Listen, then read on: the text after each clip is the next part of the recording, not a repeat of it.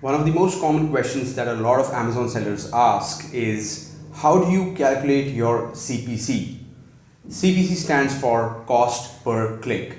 It is the dollar amount that you pay to the ad platform, in this case Amazon, for every click that you get on your ads. For example, if you're running an ad for a drawer divider and you're trying to target people who are searching drawer dividers on Amazon, you will be charged a small fee for every click that you get through your ad whenever somebody searches for the keyword drawer divider on Amazon. This charge is called CPC, and it is the most primary thing that you should be paying attention to when it comes to budgeting your Amazon's ad expenses. In my previous conversation with Yelena from Amazonia PPC, I asked her this very specific question. Let's see what she had to say. One of the primitive questions that I would ask you, because you are, into PPC, is that when it comes to figuring out, what should be your CPC? Like, let's say we're looking at a beginner profile, somebody who's starting out on Amazon, and he's just about to, start running ads. And I guess most people feel this kind of a very intriguing and complex scenario when they start running ads, the money is going out of their account and they're not able to make sense of the data. And the most primary thing that somebody should be looking at when they're budgeting their PPC is the CPC, the cost per click. So how would you advise, or what would be the basic direction towards understanding, all right, this should be your maxima, this should be your minima.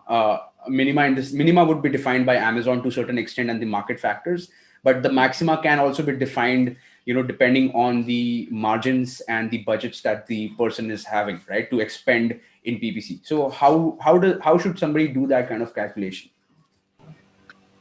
That's a very good question. We usually take conversion rates as our baseline metric to calculate what maximum CPC are we willing to pay for. So, for example, if your conversion rate is 20% on a product, which is something that's used to be close to average on Amazon, 20% as a baseline, that means that every five clicks you get to have a sale, right? So if your product costs $10, that means that every 5 clicks.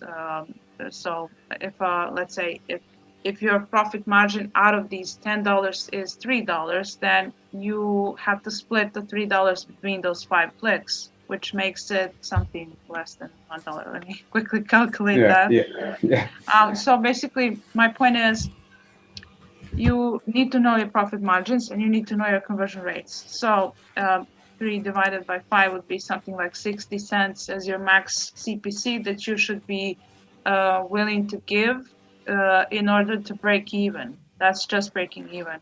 You're not making any money in that case.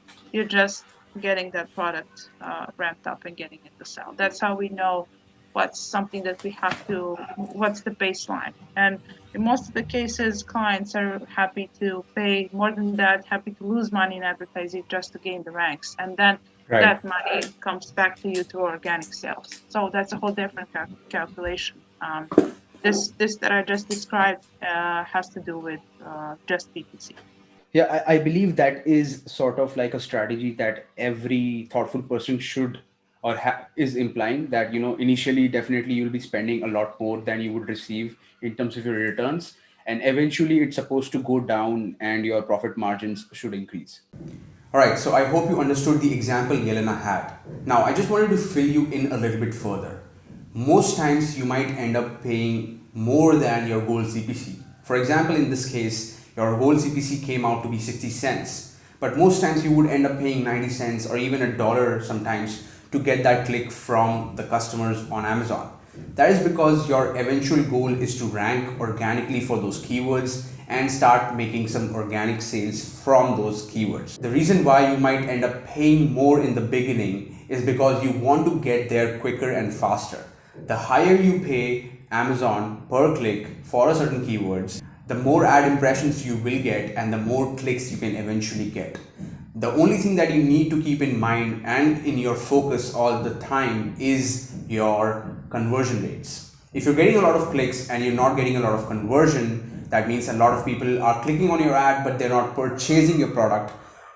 there is some issue with your product offering. It could be your price, it could be your listing, it could be your copywriting, it could be your images, anything and everything could be wrong.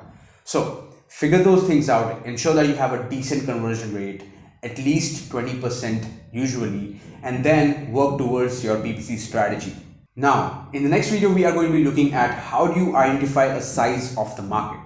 Understanding the size of the market is very important because it gives you an understanding about how much more revenue can you make with your product. You need to have that in perspective at all times. So check out this next video where we talk about how do you define the size of the market by looking at the data on Amazon. Or if you want to listen to the entire conversation filled with golden nuggets and a lot of information with Yelena, check out this full-length conversation video which has a lot of footnotes on the video itself, which will give you a good understanding about what do you need to know when you're starting your Amazon FBA PPC strategy or setting up your Amazon FBA PPC strategy. All right, then, I'll see you in the next video.